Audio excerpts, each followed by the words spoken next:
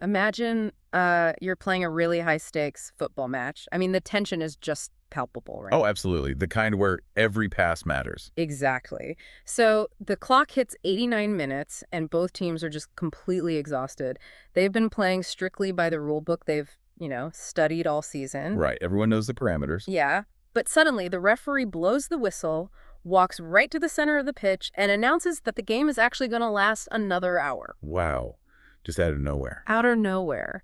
He didn't consult the rule book, he didn't warn the coaches, he didn't even ask the players. He simply changed the fundamental parameters of the game while it was still being played. That is, I mean, the structural whiplash you would feel in that moment would be insane. Exactly. That sudden realization that the ground beneath you is just shifting without warning. And, well, that is exactly what is happening to the highest court in Sri Lanka today. It really is. It's a massive institutional shift. It is, and we're going to get into all of it. Today is Thursday, July 30th, 2026. This is an RTV Global Network production. I'm host speaker, and sitting across from me is expert speaker. Great to be here. And, whether you're navigating your morning commute, maybe prepping for a critical board meeting, or just trying to map out the underlying logic of a seemingly chaotic world, well, we are your guides. Yeah, because the goal today isn't to just, hand you a list of things that happened. You have news alerts on your phone for that. Exactly. You don't need us to just read headlines. Right. We are here to look at the massive volume of local and international intelligence crossing the wires this morning and really identify the architectural load-bearing walls. We have a complex agenda today. We really do. I mean, from a fierce constitutional standoff over the Sri Lankan judiciary to a deadly 7.1 magnitude earthquake that's reshaping the ground in Japan. Plus, we're tracking the nation's economic pulse, the geopolitical tectonic plates shifting at the United Nations, and the tactical masterclass that just concluded the 2026 FIFA World Cup. It's a packed deep dive today, but none of these are isolated events, right? No, not at all. They are completely interconnected systems. We're talking governance, capital, environment, human resilience. A legal debate in Colombo, or a shipping metric at the port, connects directly to the broader systems dictating the reality you operate in every day. Yeah, so let's pull a thread on that football match analogy we started with, because the legal storm brewing here in Sri Lanka right now is fundamentally about the rules of the game. It's about who gets to set those rules, yeah. Right. So the core issue dominating the local wires is the retirement age of judges in the Supreme Court and the Court of Appeal. The cabinet has officially given the nod for a procurement like an amendment to the existing framework to extend this retirement age. And, if you were a casual observer, extending a retirement age sounds like a really mundane HR tweak.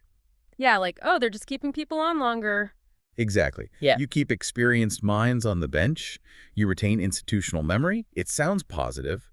But in constitutional law, a tweak to the tenure of an apex court judge is, well, it's the equivalent of moving a load-bearing wall. It alters the entire structural integrity of the separation of powers. Exactly. And the pushback we are seeing isn't just a polite disagreement. It is a full-blown institutional revolt. Yeah, the Bar Association of Sri Lanka, the BSL, they convened a special general meeting immediately following this cabinet nod. And we are talking about a massive, mobilized turnout of the legal fraternity here. Huge. The president of the BSL, Rajiv Amarsurya, released a highly calibrated, really forceful statement making one thing crystal clear.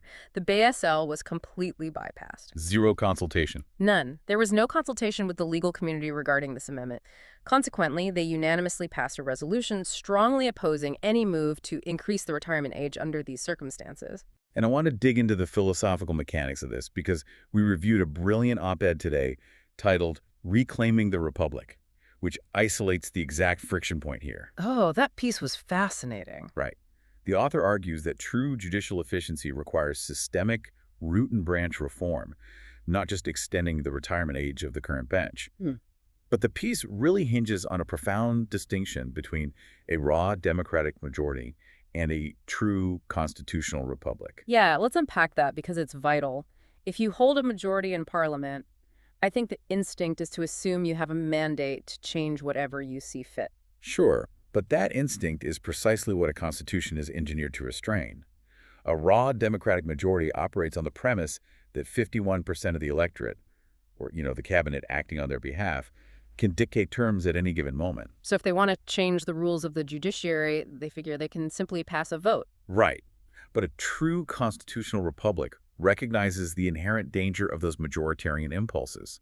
A constitution serves as an institutional shock absorber. Which is a great way to put it. It is a rigid, foundational law designed to ensure that the rules governing the highest arbiters of justice cannot be altered on a whim just to suit temporary political or administrative conveniences. And obviously, we're just analyzing the mechanics here, not taking a side on the politics of it. But if the executive or legislative branches can unilaterally, without consultation, alter the terms of service for the judges who are sworn to hold them accountable, the perceived independence of that judiciary evaporates. That's the crux of it. Even if the government's intent is purely administrative, say, they just want to reduce the massive backlog of cases by keeping seasoned judges working longer, the actual process they used has triggered an alarm.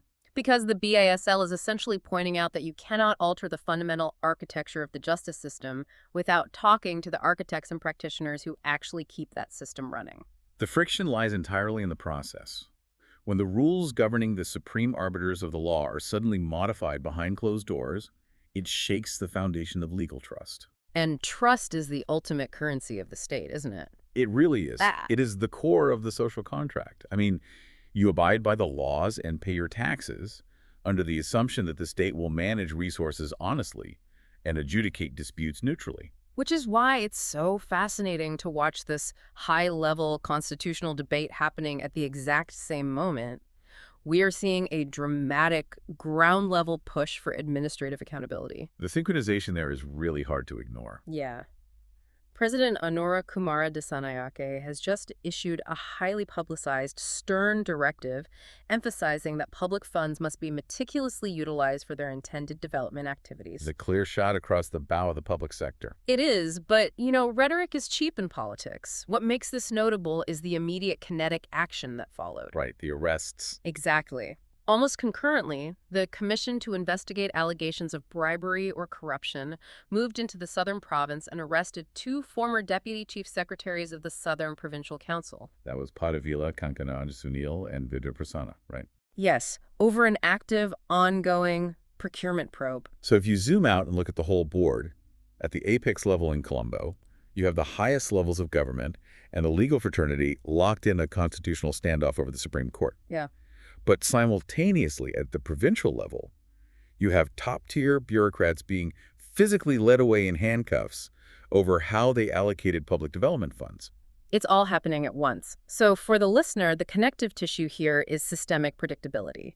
Whether it is a multi-million rupee development project in the South or the tenure of the Chief Justice, the citizen needs to know that the system is functioning according to a fixed, transparent set of rules. Right. Rather than being manipulated by whoever holds the levers of power on any given Tuesday. Exactly. But let's pivot to where that systemic trust, or the lack of it, gets quantified. Governance ultimately translates directly into the economy. It absolutely does. The way a country manages its laws and its public funds dictates how global capital values its sovereign debt. So let's look at the checkbook. S&P Global Ratings just affirmed Sri Lanka's sovereign credit rating at CCC plus C. And crucially, they attached a stable outlook to that rating. That stable outlook is key. Yeah, and Deputy Minister of Finance Dr. Anil Jayantha Fernando immediately welcomed this, pointing to economic resilience despite continuous external shocks. Now, to anyone outside the bond market, hearing that a CCC plus rating is cause for celebration sounds a bit absurd. It does. It sounds like a failing grade. Right. Why should anyone celebrate a C? Because context is the only thing that matters in macroeconomics. A CCC plus rating is not a failing chemistry grade. A better analogy is a borrower walking into a major bank to apply for a mortgage just months after having their personal bankruptcy cleared. Okay, that makes sense. The bank isn't going to give them a prime interest rate. The terms will still be punitive. In the sovereign debt world, a C territory rating still indicates that a country is highly vulnerable to non-payment and really relies on favorable global economic weather to meet its financial commitments. So it's still precarious. Very. But the victory here is its stable outlook designation. It means the bank is finally returning your calls and looking at your income statements, rather than just throwing your application straight in the shredder. That is exactly the mechanism at play. A stable outlook means S&P has looked at the liquidity metrics, the reserve accumulations, and the fiscal trajectory, and they do not foresee a further downgrade in the near term. The free fall has hit the net. And that institutional stabilization acts as a massive psychological signal to the markets. It does. Furthermore, the Institute of International Finance, the AIF, just released a note classifying Sri Lanka as one of the fastest improvers globally in investor relations and debt transparency. I want to stop on debt transparency for a second because that sounds like a corporate buzzword, but it's actually the lifeblood of capital markets, isn't it? It is the foundation of everything. If an international sovereign bondholder or a foreign direct investor is going to bring hundreds of millions of dollars into an economy, they don't just need a good pitch. They need verifiable data on exactly what the government owes, to whom, and at what interest rate. Exactly. Capital markets despise uncertainty far more than they despise bad news. That's a great point. If you tell an investor you are in a massive debt hole, but you provide them the exact dimensions of that hole and the schematic of the ladder you are using to climb out, they can price that risk and invest. But if you hide the debt, They flee. They just run. yeah. The IIFA recognizing this transparency is the first mechanical step toward lowering borrowing costs. And we're seeing the domestic reflection of that confidence immediately. We really are. Treasury bill auction yields continue to ease. Let's translate that mechanism for a second. When T-bill yields ease, it simply means the government doesn't have to offer as high an interest rate to convince domestic banks to lend it money. It signals that there is liquidity in the banking sector and a baseline level of trust that the state isn't going to default on its short-term domestic paper. Right. And when the government pays less in interest, that capital is theoretically freed up for the private sector. Which brings us to the actual physical engines of growth. The macro numbers are starting to manifest in hard corporate data today. Yeah, the micro-level evidence of resilience is really striking. Take the Colombo dockyard, for example. They have just returned a profit, driven specifically by a surge in ship repair earnings. And this isn't accidental. It's an exploitation of geography. How so? Well, Sri Lanka sits right adjacent to one of the busiest maritime trade routes on the planet.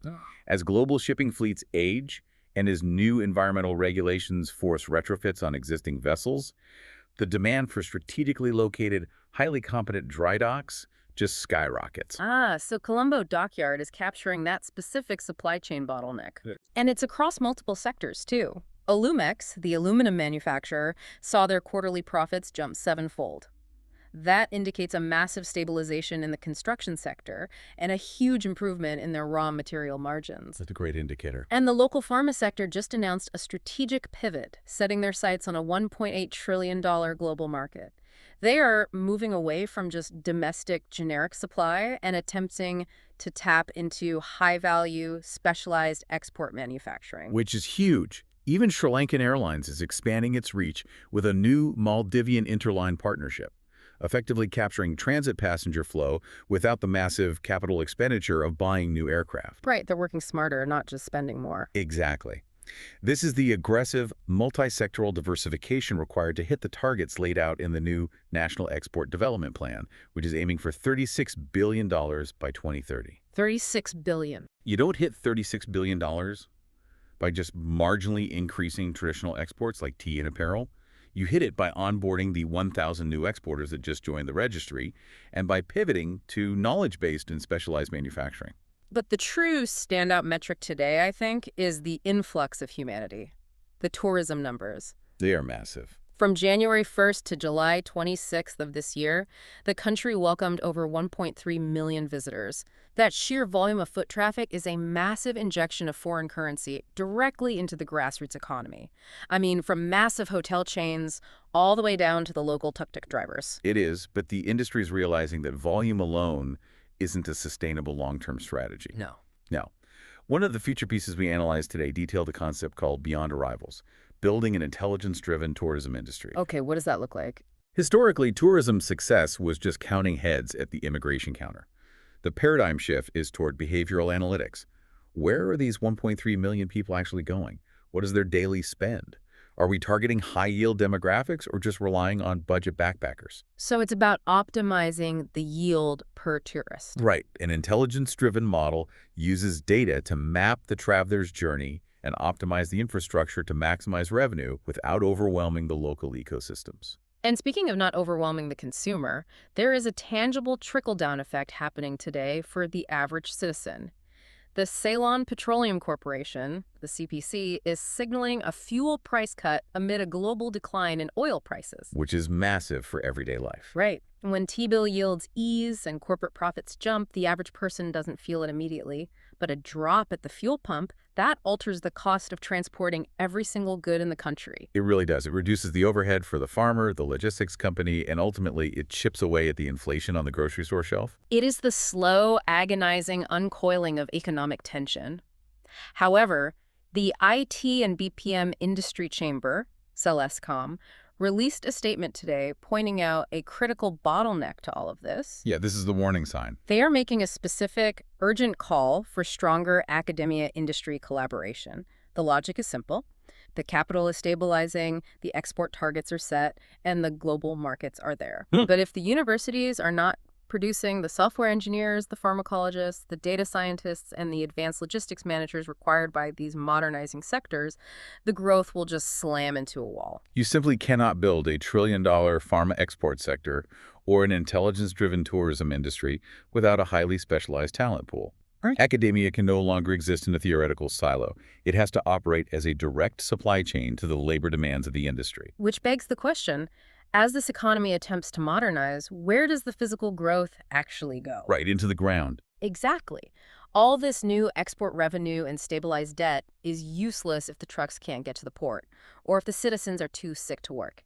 The macroeconomy is finally hitting the physical infrastructure of the country, and right now the landscape looks like renovating a massive house while the family is still living inside it. That is the perfect analogy. You know the upgrades are necessary, but the daily reality is chaotic, dusty, and incredibly stressful. The state spending is becoming highly visible.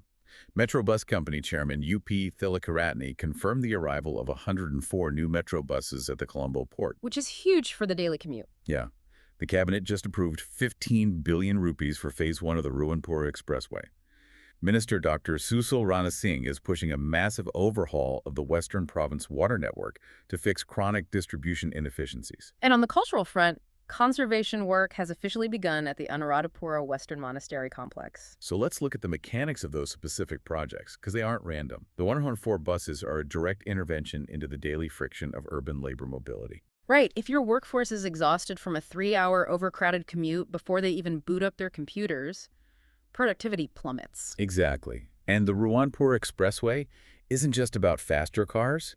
It's a logistical artery designed to connect rural agricultural yields to the urban export hubs before the produce rots. The water network overhaul is fundamental public health infrastructure. And investing in the Anuradhapura Monastery directly serves that intelligence-driven tourism model we just talked about, preserving the historical capital that justifies higher entry yields for international visitors. So it is the physical manifestation of a recovering state.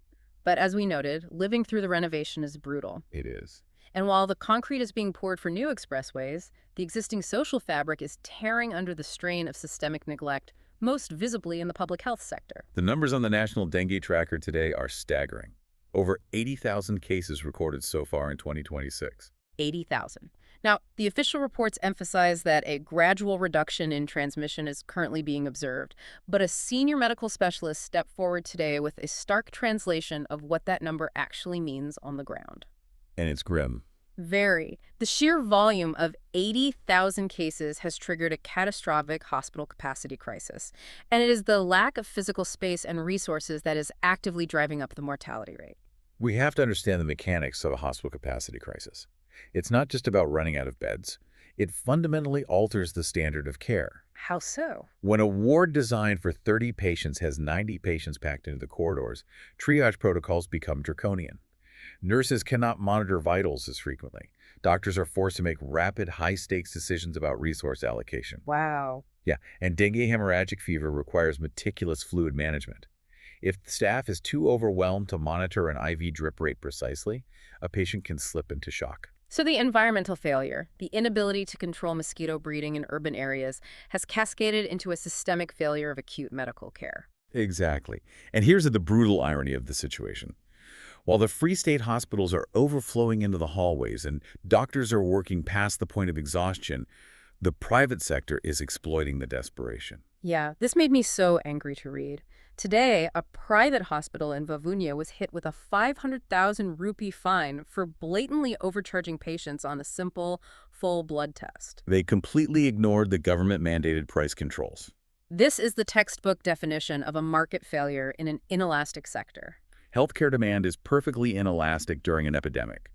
If your child is exhibiting symptoms of dengue, you cannot simply choose to delay a blood test until the prices come down, the way you might delay buying a new television. No, you will pay whatever is demanded. Exactly.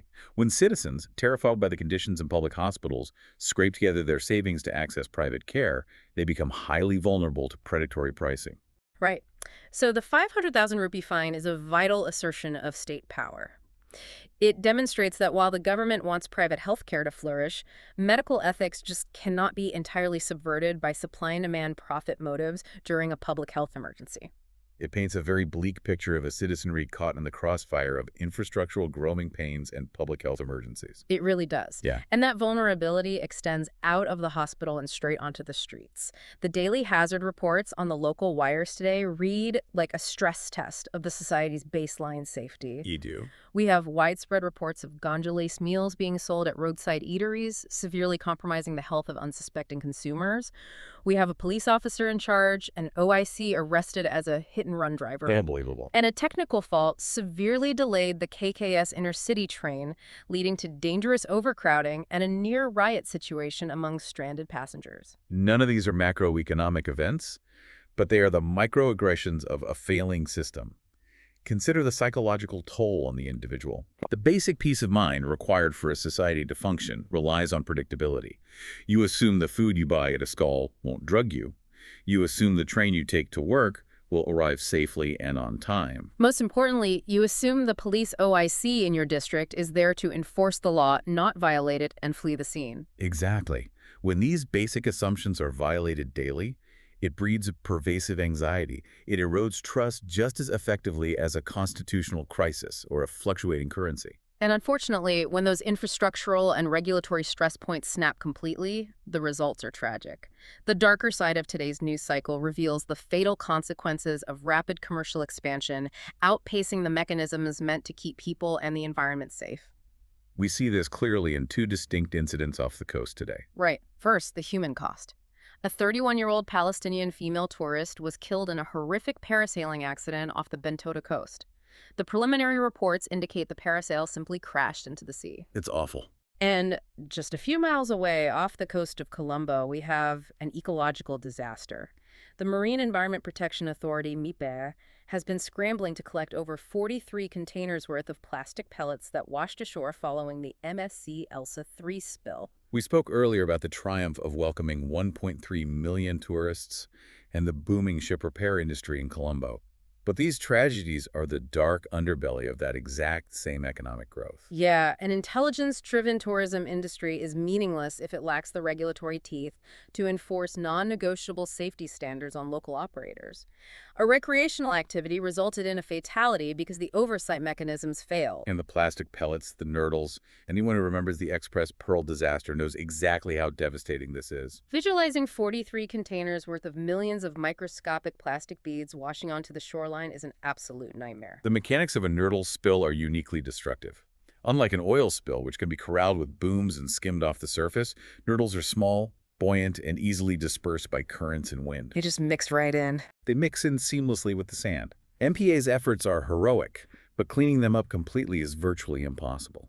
Worse, their visual similarity to fish eggs means they are immediately introduced into the marine food chain, absorbing toxins along the way, devastating local fisheries and ecosystems for decades. It is a stark reminder that as Sri Lanka positions itself as a premier maritime logistics hub, its environmental emergency response capabilities are dangerously lagging behind the volume of commercial traffic. The regulatory lag isn't just environmental either. It's a massive vulnerability in national security and law enforcement as well. Yeah, the crime reports today point to a highly sophisticated underbelly operating right beneath the surface.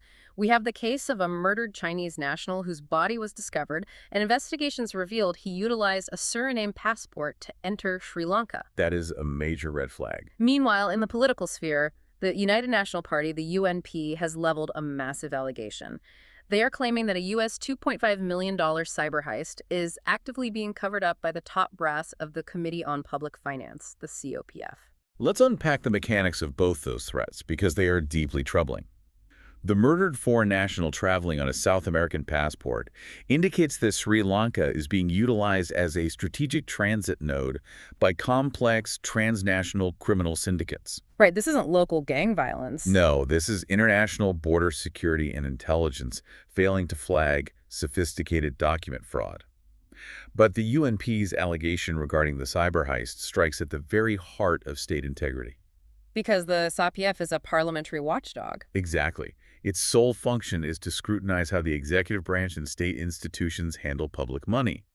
If the opposition is alleging that the watchdog itself is complicit in burying a multi-million-dollar cyber theft, we are back to the ultimate failure of institutional trust. Who guards the guards? That is the exact question, because that institutional rot appears to have infected the literal enforcers of the law today. The police force is facing an absolute crisis of legitimacy in the headlines. It's very dark. An anti-corruption unit constable died in an apparent suicide, reportedly utilizing his official service weapon. And simultaneously in Dahiwala, a police sub-inspector was arrested by his own colleagues for allegedly engaging in high-level drug trafficking. Wow. An anti-corruption officer takes his own life, and a narcotics enforcer is arrested for pushing drugs. When the specific units tasked with eradicating the most toxic elements of society, corruption, and narcotics are themselves consumed by tragedy and criminality, it signals a systemic collapse in morale, oversight, and integrity. Yeah. The suicide of an anti-corruption officer points to immense occupational pressures, perhaps internal blowback from investigations, or a devastating lack of psychological support within the force. And the drug arrest. The arrest of this sub-inspector reveals the mechanical vulnerability of drug enforcement. The profit margins of the narcotics trade are so vast that syndicates can easily afford to buy the compliance of the poorly compensated officers meant to dismantle them. You cannot build a secure society if the architects of that security are compromised. It is a heavy, daunting reality. The internal fault lines of a nation are incredibly difficult to repair. But, our internal struggles are sort of dwarfed by the massive physical and geopolitical fault lines shifting across the globe today. The international wires are dominating the geopolitical chessboard. They are. And we must begin by acknowledging a literal tremor that has resulted in a profound tragedy in the Indo-Pacific. Yes. A devastating 7.1 magnitude earthquake struck southern Japan, specifically centered in the Kumamoto prefecture. The devastation is just immense. It is. The death toll has already risen to 13, and rescuers are frantically working with heavy machinery to haul survivors from the rubble of a completely collapsed commercial mall. It is a horrific international tragedy, and it forces us to pause and recognize the sheer unpredictability of the ground beneath us. Our thoughts are certainly with the people of Kumamoto.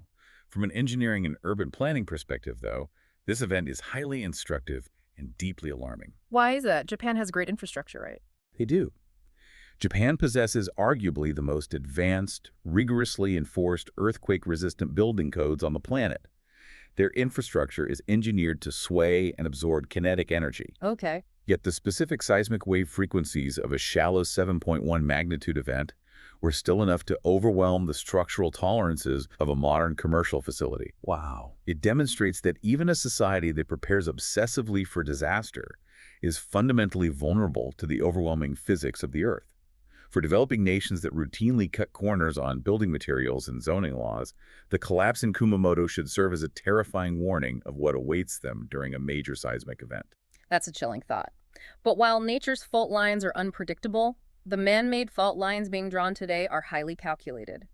The geopolitical maneuvering on the world stage right now is intense, specifically in the Middle East. Very intense. Reuters is running an exclusive report that Iran is just weeks away from receiving a massive shipment of up to 400 Chinese-made shoulder-launched air defense missile systems. This is a massive alteration to the tactical airspace in the region. We are talking about man-pads portable air defense systems.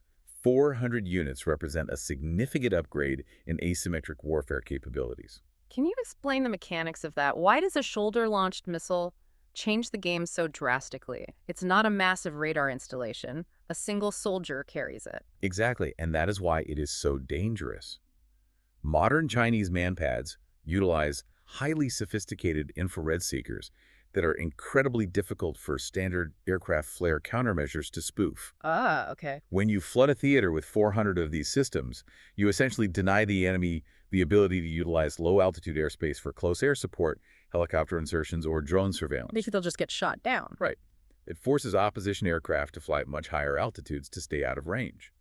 But flying higher puts those aircraft squarely on the radar screens and within the engagement envelope of larger strategic surface-to-air missile batteries. So it's a trap, basically. It is a layered area denial strategy. But beyond the tactical mechanics, the geopolitical signal is deafening.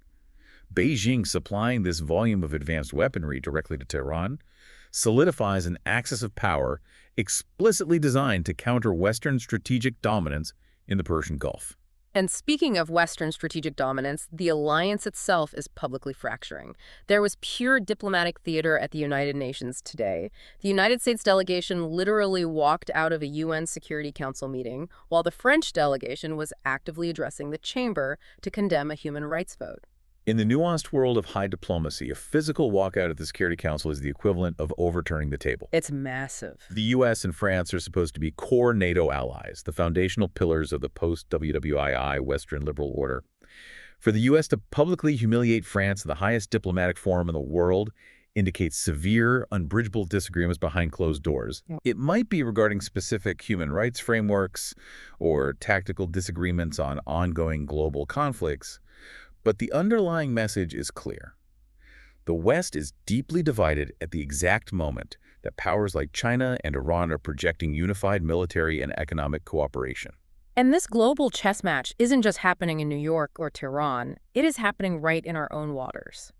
While the UN fractures and missiles move to the Middle East, the U.S. Navy P-8 Poseidon has just touched down to join the Carrot 2026 naval exercise with Sri Lanka in Trincomalee. If you connect these three data points, the grand strategy becomes obvious. The P-8 Poseidon is not a standard patrol boat. No. No, it is a highly advanced, multi-million-dollar maritime patrol aircraft specifically engineered for long-range anti-submarine warfare. Its presence in Trincomalee is highly deliberate. Because of the harbor. Exactly. Trincomalee is one of the deepest, most strategically valuable natural harbors in the entire Indian Ocean. It is a perfect staging ground for monitoring the critical sea lanes that carry the bulk of global energy supplies and commercial shipping. So the U.S. is sending a message. The U.S. military conducting high-level anti-submarine drills in Sri Lankan waters is a direct countermove to Chinese influence in the Indo-Pacific. Every superpower understands that whoever controls the bathymetry and the sea lanes of the Indian Ocean controls the economic future of the 21st century. It is a phenomenal scale to consider. We are sitting on one of the most highly contested squares of the global chessboard. But after analyzing constitutional crises, hospital collapses, cyber heists, and the grim mechanics of global military maneuvering, we have to pivot. Yes, please. We have to seek out the moments of human triumph, the quirks of history, and the sheer wonder that persists amidst the chaos. It is a necessary recalibration. Governance and conflict dominate the headlines, but they do not encapsulate the entirety of human endeavor. We are still capable of extraordinary curiosity and excellence. So let's look at some of the fascinating global snippets that crossed the desk today. In the realm of history, the wreckage of a Pan Am plane has been discovered on the ocean floor 74 years after a tragic crash. 74 years. The sheer technological persistence required utilizing advanced deep-sea sonar and autonomous underwater vehicles to finally map the resting place of this ghost ship of the skies is remarkable. It's incredible. And in the realm of pop culture, the original Game of Thrones dragon eggs are heading to auction, highlighting humanity's enduring obsession with modern myth-making and the bizarre financial valuations we assign to cultural artifacts. I can only imagine what those will go for. Probably millions. And in a brilliant display of grassroots engineering, a TikTok user is being hailed as a hero for crowdsourcing a solution to Bangkok's notorious gridlocked parking nightmare, proving that short-form social media can actually solve complex urban planning failures. It's the beautiful, chaotic diversity of the human experience, but we also have incredible local wonders to acknowledge today. We do. Stargazers are in for an absolute treat this week. There are two distinct major meteor showers set to light up the night sky simultaneously. It is a literal cosmic invitation to look up from our screens, step away from the political arguments, and gain some perspective. Highly recommend everyone takes a moment for that. Definitely. And speaking of reaching for the stars, a massive congratulations is in order for the academic triumph of Lasitha Jayasinghe. Lasitha has just earned a silver medal for Sri Lanka at the 67th International Mathematical Olympiad. The magnitude of this achievement cannot be overstated. The International Mathematical Olympiad is the absolute pinnacle of competitive mathematics for pre-university students globally. The best of the best. The problems they face are not simply complex calculus. They require a level of abstract reasoning, creative logic, and mathematical proof generation that frequently stumps professional mathematicians. For Lasitha to secure a silver medal requires a world-class intellect and years of grueling, isolated preparation. It is a massive bright spot for the nation's educational potential. It's proof of the incredible talent sitting in classrooms right now. And that pursuit of excellence transitions us perfectly to the sports desk because the athletic world delivered some monumental historic moments today. Oh, they definitely did. Let's start on the pitch. The 2026 FIFA World Cup finally has its champion. Spain stunned the defending champions, Argentina, with a 1-0 victory in extra time to secure their second World Cup title in history. It was an absolute tactical masterclass by Spain. To hold an Argentine squad, a team built around aggressive, fluid attacking dynamics, to 0 goals for over 90 minutes is a monumental feat of defensive organization.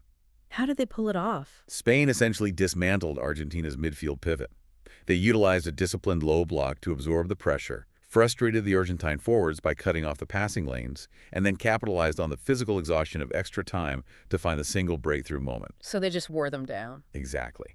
It is heartbreaking for Argentina, who are desperate to cement a generational dynasty, but for Spain, it is a glorious return to the absolute summit of global football through sheer tactical discipline. But while the world watches football, the local passions are boiling hottest on the cricket pitch. The Lanka Premier League, the LPL 2026, is seeing the playoff race heat up to an absolute boiling point. Today was full of nerve-wracking finishes. Kamindu guided the Colombo Caps to a crucial, incredibly tense win over the Dambulla Sixers, keeping their playoff hopes alive in a massive run chase. We're seeing the domestic talent truly step up under the immense pressure of franchise cricket. The geometry of the field and the run rate mathematics in a T20 chase require a cold, calculating mindset. And we saw that today. We saw that perfectly executed earlier when Ibrahim Zadran smashed an incredible 95 runs to power the Jaffna Kings to a commanding win over those same Colombo Caps. Zadran's footwork was immaculate. He completely dismantled the mechanical lines and lengths of the Dambulla bowling attack. Just a great performance. Furthermore, Camille and Ivishka were instrumental in guiding Jaffna to their third win in the tournament, while Karunaratne shone brightly for the Gali Gallants in their fourth victory. The depth of the local bench is very promising. And it translates directly to the international stage, too. Sri Lanka finished strong, beating Pakistan 2-1 to definitively take their series. In other global sports news crossing the wire, we tracked Australia's gold rush, Seals' heroics, and Essex making history. But the most interesting sports news might be happening off the field. President AKD held a high-level meeting with the SLC Transformation Committee to chart the future governance of the sport in the country. It is a critical intersection. We spent the first half of this deep dive talking about institutional governance and administrative trust. That applies equally to sports. Right, it's all connected. You cannot have sustained generational athletic success on the field if the back office administration is plagued by inefficiency or a lack of transparency. The Transformation Committee meeting suggests a clear-eyed recognition that the structural foundation of Sri Lankan cricket requires as much rigorous oversight and modernization as the player's technique. Finally, we wrap up the sports desk with a mix of farewells and returns. For motorsport fans, Formula One has officially confirmed that Malaysia's notoriously challenging Sepang circuit will return to the calendar to host the rescheduled F1 Bahrain Grand Prix. That's going to be wild. Yeah, the high-speed corners and unpredictable weather of Sepang always guarantee a chaotic, thrilling race. But closer to home, we bid farewell to a legend. South Asia's fastest man, Yupun Abekun, has officially announced his retirement, bringing the curtain down on a glittering, history-making career. Yupun Abekun's legacy is profound. Before him, the biomechanics and sheer explosive power required to compete at the elite sub-10-second echelons of global sprinting were largely considered out of reach for athletes from this region. He broke the mold completely. He completely shattered that psychological and physical barrier. He put Sri Lankan sprinting firmly back on the global map. His retirement is undoubtedly a loss to the track, but his true victory is enduring. He has permanently altered the horizon of what the next generation of young South Asian athletes believe is possible. What a phenomenal legacy to leave behind. And that brings us to the end of a truly massive journey today. If we synthesize the vast landscape we've mapped over this session, the recurring theme is systems under extreme stress. We analyzed the Sri Lankan constitutional framework bending under the weight of executive amendments. We saw public health infrastructure buckling under the math of an epidemic. Yep. We witnessed Japan's world-class engineering fail against the sheer kinetic force of the Earth and the geopolitical alliances of the UN fracturing in real time. But counterbalancing all of that structural stress, we found undeniable mechanisms of resilience. We saw an economy utilizing transparency to fight its way back to stability, corporations innovating to capture global supply chains, athletes pushing the absolute limits of human biomechanics, and young minds proving their brilliance on the world stage. And above all of the noise, the stars are literally putting on a show for us. Think about that for a second. Think about that Pan Am plane wreckage resting silently in the darkness of the ocean floor for 74 years before human curiosity finally found it. Incredible. Or consider the 2 meteor showers that will pass quietly overhead this week, burning up in the atmosphere exactly as they have for millennia. We spend so much of our daily bandwidth fighting over judicial retirement ages, arguing about political mandates, stressing about the commute, and doom-scrolling the daily chaos. We really do. But the universe operates on a much longer, much quieter, and infinitely more patient timeline. So I leave you with this final thought.